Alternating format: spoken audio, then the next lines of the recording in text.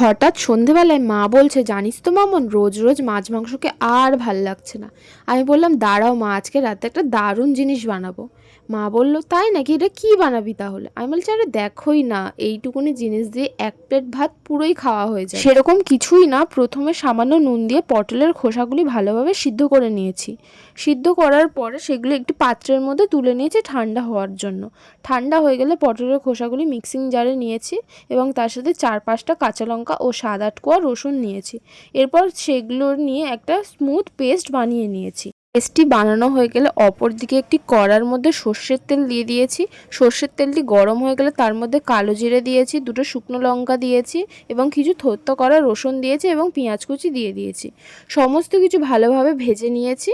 এরপর তার মধ্যে পটলের খোসার স্মুথ পেস্টটি আমরা দিয়ে দেবো। এরপর তার মধ্যে নুন দেবো, হলুদ দেবো। সব কিছু দেওয়ার পর ভালোভাবে নাড়তে হবে। এটা আমাদের মাথায় রাখতে হবে যে এটা অনেকক্ষণ ধরেই নাড়তে হবে আর গ্যাসের ফ্লেমটা লো রাখতে হবে।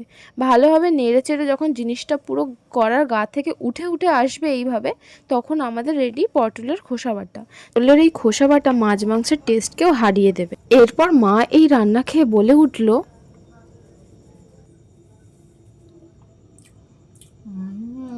দারুণ।